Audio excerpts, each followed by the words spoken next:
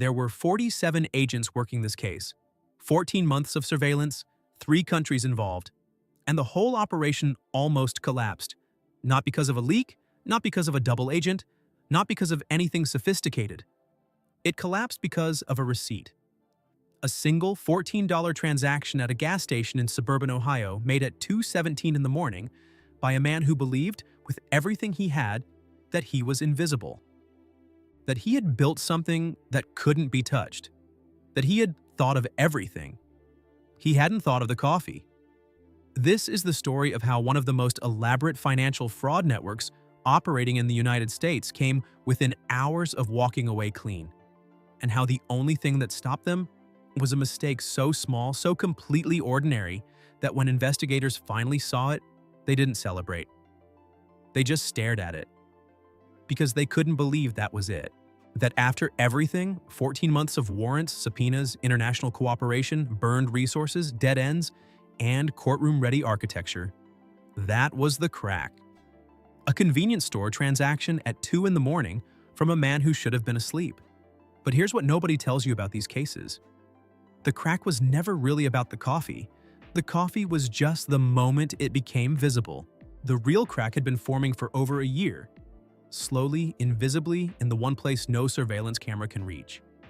Inside the mind of someone who had convinced himself that control was the same thing as safety. And it almost was. Almost. Let's go back to where this actually started. March 2021, a mid-sized regional bank in Pittsburgh. A compliance officer, 11 years on the job, the kind of professional who had seen enough irregular patterns to develop what she would later describe in testimony as a texture sense for financial anomaly, is running a routine sweep. The kind of review that happens thousands of times a day at financial institutions across the country. The kind that almost never finds anything interesting. She pulls up a cluster of business accounts flagged by the bank's automated monitoring system. The flag itself is not dramatic. It's a soft alert. Not a violation, not a confirmed irregularity, just a statistical deviation. A cluster of accounts showing deposit patterns that the algorithm found unusual enough to surface. She opens the transaction logs, lays them out side by side on her screen. The amounts are different across the accounts. The businesses are different. Different names, different industries, different registered addresses across 3 states. On the surface, nothing connects them. But she isn't looking at the surface. She's looking at the rhythm. And the rhythm is the same. Not similar. The same. The timing of deposits, the cadence of transfers, the spacing between activity windows, it moves like a single heartbeat across 23 separate entities. She had seen organic business activity her entire career. She knew what it looked like. Irregular, human, shaped by real-world events and decisions. What she was looking at was not organic, it was synchronized. And synchronized financial behavior across entities that have no apparent relationship means one thing. There is a relationship. You just haven't found it yet. She escalated. A financial crimes unit picked it up. And within 2 weeks, what looked like a handful of suspicious accounts became something fundamentally different. 23 shell companies, 6 states. Estimated cash flow in the range of $40 million over 30 months. And at the absolute center of it, a void. No name, no face, just infrastructure. Whoever built this had done it carefully, methodically, and with a sophistication that immediately changed the tone of the investigation. This wasn't a small-time operator running a simple scheme. This was architecture. Someone had sat down and engineered this. And they had done it well. To understand why the investigation took as long as it did, you have to understand what investigators were actually dealing with. The network had been designed to exploit one of the most persistent structural vulnerabilities in the American banking system: the gap between transactions that trigger mandatory reporting and those that don't. The Bank Secrecy Act requires financial institutions to file currency transaction reports on cash transactions above $10,000. Every operator in financial crime knows this number. Amateur operations simply stay under it. They deposit $9,500 at a time and think they're invisible. They're not. Regulators have seen that pattern for decades. What this network did was fundamentally different. Instead of operating under the threshold on individual accounts, It distributed activity across so many accounts and entities that no single transaction, no single account, and no single institution ever held enough of the picture to trigger concern. The deposits were sized not to stay under a threshold but to look natural, irregular enough to mimic real business activity, varied enough to avoid pattern matching but collectively, when mapped, absolutely deliberate. It was a statistical camouflage. And it worked because the data needed to see through it existed across multiple banks, multiple states, and multiple regulatory jurisdictions simultaneously. No one institution had the full picture. And financial regulators, for all their sophistication, still largely investigate within institutional boundaries. The team assembled to work it. A joint task force pulling from the Financial Crimes Enforcement Network, the FBI's Financial Crimes Division, and IRS Criminal Investigation, understood immediately that the first and most critical challenge was data aggregation. Before they could identify anyone, before they could build a case, before they could even confirm the full scope of the network, they needed to build the map. And building the map meant months of subpoenas, cross-referencing, and legal coordination across multiple jurisdictions, some of which required international legal assistance requests that moved at the speed of bureaucracy rather than the speed of investigation. For 3 months, the task force built the map. Account openings, registered agent addresses, many of which resolved to commercial registered agent services that held hundreds of unrelated entities and offered zero useful information. Business filings across 22 states. Corporate documents that were technically compliant but structurally hollow. Websites for the shell companies that had been professionally built, professionally maintained, and listed services that were plausible but unverifiable. Some of the entities even had online reviews, not many and not recent, but enough to pass a surface-level credibility check. This level of preparation is not accidental. It reflects a specific operational philosophy. If every individual component of your network can survive scrutiny in isolation, the network becomes nearly invisible unless someone has both the resources and the mandate to examine all of it simultaneously. The person who built this understood that investigations have resource constraints. They understood that the more friction you build into the process of following the money, the more likely an investigation is to stall, deprioritize, or simply run out of authorized budget before it reaches anything useful. And for a long time, that strategy was working.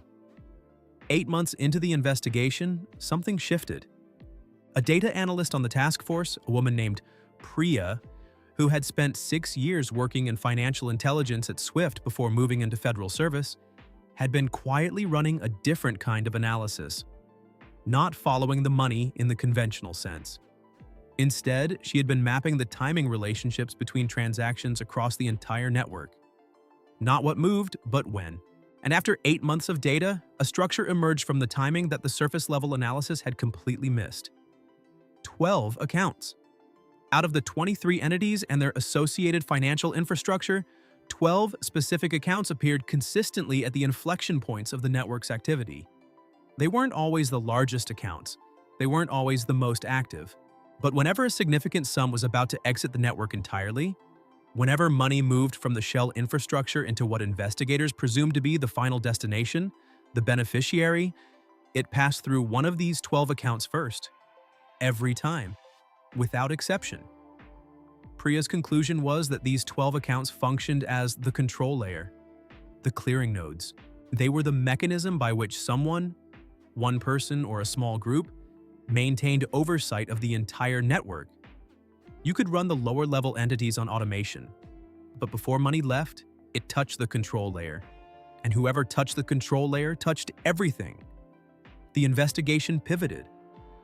For the next 2 months, the task force focused entirely on tracing the beneficial ownership of those 12 accounts.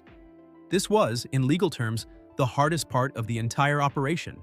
The accounts were held by entities that were themselves held by other entities. Delaware LLCs, chosen specifically because Delaware does not require disclosure of beneficial owners' information documents. A Luxembourg subsidiary that sat behind 2 layers of nominee directorship. A dormant UK limited company that hadn't filed active accounts in 4 years and existed, as far as anyone could tell, solely to hold a name in a corporate registry. Every step of the trail was technically legal, Every document was technically filed, but none of it was designed to be found by a human being. It was designed to be found by someone who stopped looking before the last layer. International legal assistance requests went out to Luxembourg and the United Kingdom. They took time. One of the Luxembourg requests had to be resubmitted due to a technical deficiency in the original documentation. A 2-week delay that the prosecutor on the case later described with considerable restraint as frustrating. But the requests eventually bore results.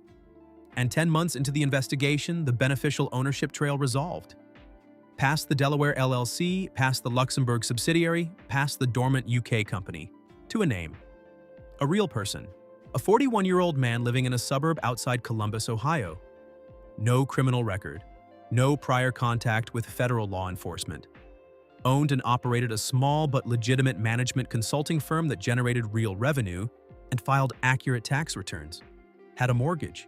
Had kids in school. Coached soccer on Saturdays. Was, in every external dimension, a completely unremarkable member of the American professional class. And this is where things get dangerous, because this could happen to anyone who gets comfortable believing that their paper distance from something is the same as real distance. He had spent years building layers between himself and the network. And for a long time, those layers held. But layers are only as strong as the person maintaining them. And people under pressure make decisions that layers can't protect them from. The task force moved into what investigators call the evidence consolidation phase, the process of converting what they knew into what they could prove beyond a reasonable doubt in a federal courtroom. And this is where the case developed a problem that the lead prosecutor, a former DOJ financial crimes attorney with 17 years of experience, was honest about from the beginning. Knowing who built something and proving it in court are not the same challenge. The beneficial ownership documentation linked the defendant to the entities. But beneficial ownership of a company that is linked through a chain of transactions to a fraud network is not the same as direct participation in the fraud. A skilled defense team, and at this level of case you always face a skilled defense team, would argue that the structural connection was real but that the defendant's role was ambiguous, that the entities could have been created for legitimate purposes, that the fraudulent activity could have been conducted by someone else using the same infrastructure without the defendant's knowledge or direct involvement, that the evidence was circumstantial, multi-layered, and interpretable in more than one way. The lead prosecutor wanted something direct, something that placed this specific man in contact with the specific mechanism of the fraud at a specific identifiable moment. Not a paper trail with ambiguous interpretive possibilities. A behavioral link. Evidence that said, on this date, at this time, in this location, he touched it personally. Surveillance authorization was obtained. The task force expanded its coverage. And for 6 weeks, nothing happened that changed the evidentiary picture. The man's routine was remarkably consistent. He worked. He attended his children's school events. He had dinner at the same Italian restaurant on Friday evenings, the kind of place with the same server every week and a standing reservation. He exercised. He mowed his lawn on Sunday mornings. He did not in any observable way behave like someone managing a $40 million fraud infrastructure. This was not surprising to the more experienced investigators on the task force. Sophisticated operators at this level typically build systems that are designed to run without constant intervention. The automation handles the routine activity. The structural redundancy absorbs minor disruptions. The operator doesn't need to log in daily, doesn't need to actively manage. The whole point of building something this carefully is that you can step away from it and let it breathe. And the longer you step away, the safer you are. Distance is the product. The system is the distance machine, but distance has a single, unavoidable vulnerability. And every investigator who has spent significant time on cases like this knows what it is. Automation requires maintenance. Systems require updates. And at some point, not every day, not even every month, but at some point, something breaks or flags or needs a human decision. And when that moment comes, the operator has to make a choice. Stay away and let it sit, or reach in and fix it. Most of the time, staying away is the rational choice. But rational choices and human instincts are different things, especially when what you're protecting has cost you years of careful work and represents everything you've built. 3 weeks into the expanded surveillance operation at 2:09 in the morning on a Tuesday in November, a monitoring alert was generated by a passive system the task force had placed on the network's financial infrastructure. One of the 12 clearing accounts, one of the accounts at the center of PRIA's control layer identification, had attempted a transaction that failed. A routine automated transfer, part of the network's regular operational cycle, had encountered an error condition and aborted. The error was logged. The system flagged it, and somewhere an alert was sent. The task force's monitoring system captured what happened next with a precision that investigators would later describe as almost uncomfortable. At 2:15 a.m., 6 minutes after the error was generated, a login event was recorded on a VPN endpoint that the task force had been passively monitoring for 3 weeks.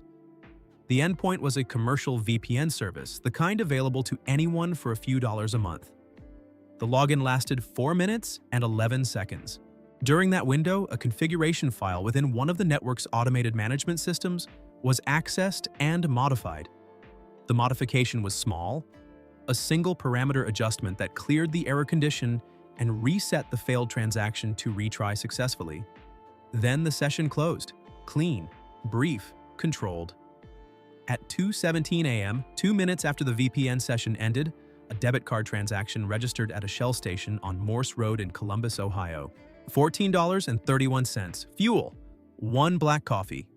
The card was registered to a prepaid account that the task force had never encountered. It was not connected to any entity in their map.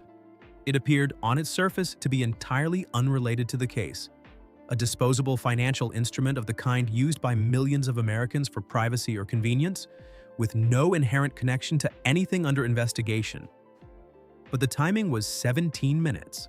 From the system error to the VPN login to the configuration fix to the gas station transaction, 17 minutes. And in financial investigation, temporal clustering of this density between a control layer event and a physical location transaction does not happen by coincidence. It happens because one person was involved in both events. Because the same person who sat down at a screen at 2:15 in the morning to fix a system error was standing at a pump at 2:17, and the 2-minute gap was driving time. The task force moved on it immediately. A court order for the gas station's security footage was obtained within 48 hours. When the footage came back, slightly grainy, the way convenience store cameras always are, but clear enough, there was no ambiguity. The man from the Columbus suburb, standing at pump number 4, in a gray jacket with a specific logo on the left chest that he had been photographed wearing 3 days earlier. Alone, in the middle of the night, buying fuel and a coffee. The VPN exit node location data was cross-referenced. The node resolved to a geographic area consistent with the gas station's location, within a 3-mile radius, the margin attributable to normal VPN exit routing variability. Consistent, not conclusive on its own, but consistent. The prepaid card was traced. This is where the case moved from strong to overwhelming. The card connected to a device, a secondary phone, a model different from the one registered in the defendant's name, the kind of device you buy for operational separation. The device connected to an email account created 6 months earlier under a name that bore no relationship to the defendant. And the email account contained what investigators would later describe in the arrest warrant affidavit as extensive correspondence relating to the management and operational administration of the fraud network, including communications that referenced specific transactions, specific entities, and specific decisions in terms that no person without direct knowledge and direct involvement could have written. He had built an entire secondary identity for his operational communications. He had used a separate device. He had routed his access through a commercial VPN. He had used a prepaid card that was not connected to his documented financial profile. He had, in other words, done almost everything right. Almost everything. He had gone out at 2 a.m. to fix something that could have waited until morning. He had stopped for gas and coffee on the way back. And he had paid with the one card that connected to the one device that connected to the one email account that connected to everything. $14.31. The arrest came 9 days later, executed in the early morning outside the consulting firm's office building before he reached the door. He was, by all accounts, completely calm when the agents approached, which, in retrospect, makes sense. He had to have known, at some level, that this was always how it ended. You don't build something this carefully without understanding, somewhere in the back of your mind, that careful is not the same as permanent. Now step back. Step all the way back. Because the outcome of this case, guilty on 11 counts, convicted in federal court, sentenced to 12 years, is only the surface of what makes it worth examining. What sits underneath the outcome is something more uncomfortable and more universal. This man was not caught because he was careless. He was not caught because he was arrogant or stupid, or made the kind of obvious mistake that fills simpler fraud prosecutions. He was caught because he was human. Because he had invested so deeply in something that when a small part of it flickered, a routine error in an automated system, the kind of thing that resolves itself half the time, he could not leave it alone. He got in his car at 2 in the morning. He drove to fix it. He stopped for coffee. He paid with the wrong card. That sequence of decisions from the outside looks like a chain of errors. From the inside, it probably felt like responsibility, like the same discipline and attention that had kept the operation safe for over a year, the same vigilance that had made him careful. And in that moment, the very thing that had protected him, his investment in the system, his refusal to let things slide, his need to maintain control, became the mechanism of his exposure. Investigators brought in behavioral consultants after the arrest to analyze the case structure. What they described was something that appears in nearly every long-running sophisticated fraud case they had studied. A pattern so consistent it has become something close to predictive. The most dangerous moment for an operator running a system like this is not a major crisis. Major crises, paradoxically, tend to be handled calmly by sophisticated operators because they have prepared for them. The most dangerous moment is the near miss, the small alert, the minor error, the manageable disruption. Because near misses don't trigger the prepared response. They trigger the instinctive one. They trigger the part of the human brain that says something is wrong right now and I need to fix it right now, before the reasoning part of the brain has time to calculate whether that instinct serves your actual interests. He had spent over a year developing the discipline to stay away. And then a single, automated error flag, generated in the middle of the night, bypassed 14 months of operational restraint in about 6 minutes. There's a concept in high-stakes security environments, used in contexts ranging from nuclear facility protocol to intelligence operations, called the minimum necessary contact principle. The idea is that the longer a system can run without direct human intervention, the safer it is from exposure. Not because the system is infallible, but because every instance of human contact with a sensitive system is a potential leak point. Every login is a trace. Every access is an event. Every moment of intervention is a moment of visibility. The principle doesn't say, never touch it. It says touch it only when not touching it would cause more damage than the trace. The question the forensic consultants were left with, and it's a question that doesn't have a clean answer, is whether the defendant understood this principle and violated it anyway, or whether he understood it perfectly and made a judgment call that turned out to be wrong. Because in the moment, the error probably looked consequential. At 2 a.m. sitting in the dark, watching a notification about a failed automated transfer in a control layer account, the calculus probably felt real and immediate. If this fails to clear and something downstream breaks, the pattern changes. The pattern change generates more flags. The flags generate more scrutiny. Better to fix it now. Better to keep everything smooth and invisible. The logic was not irrational. It was the logic of a careful person. It was the logic that had gotten him to 14 months without being caught. And it was the same logic that sent him to a gas station at 2:17 in the morning.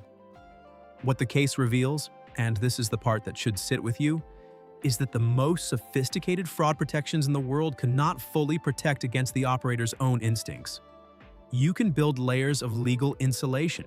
You can automate your exposure. You can route everything through jurisdictions designed to slow investigation. You can be meticulous about your documentation, your devices, your communications, your financial footprint. You can do all of it right for a very long time.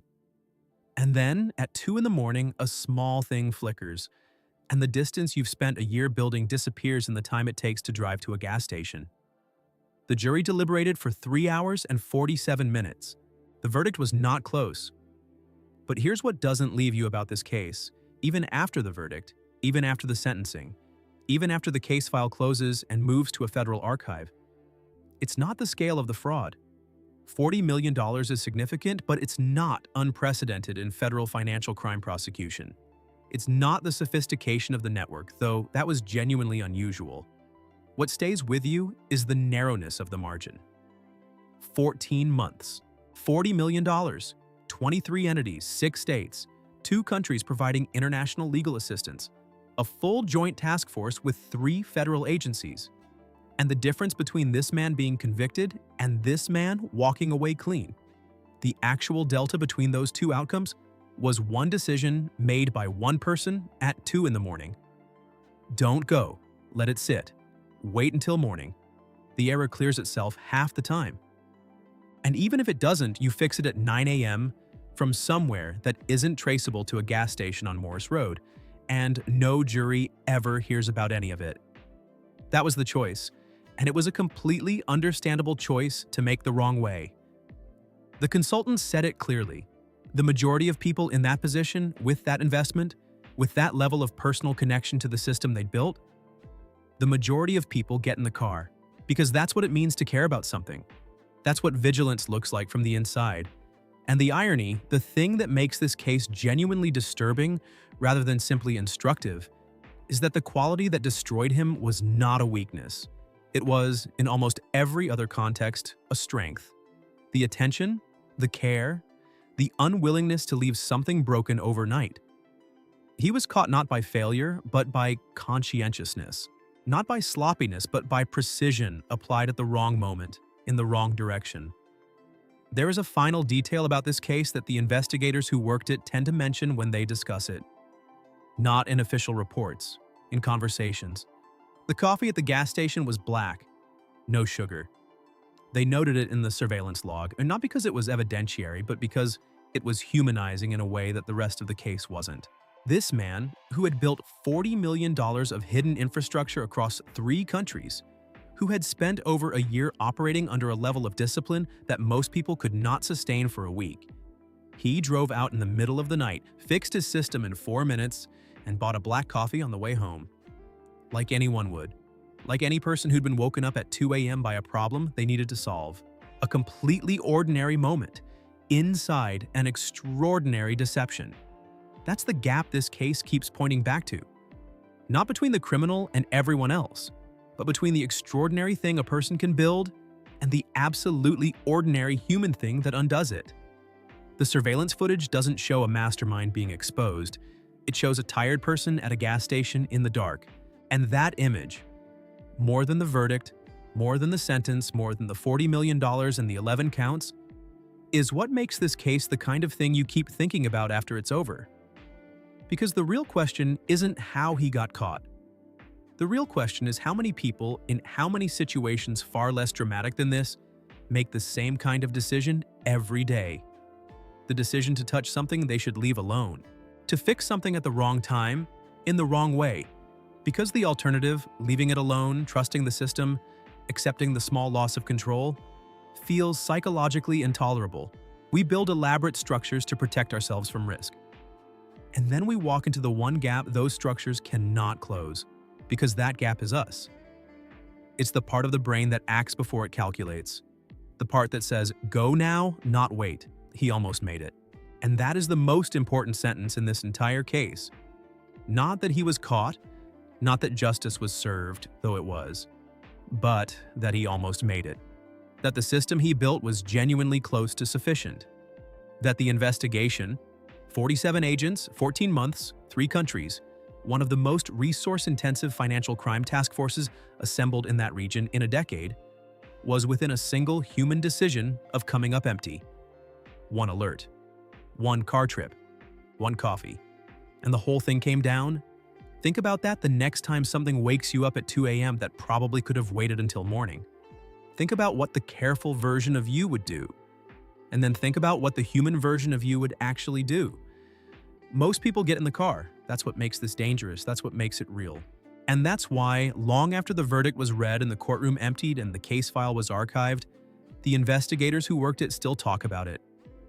Not because of how it ended, because of how close it came to ending differently. And somewhere in a federal facility, a man is probably thinking about a gas station on Morse Road and a $14 receipt, and all the distance between who he almost was and who he became, measured in 2 minutes and one wrong card.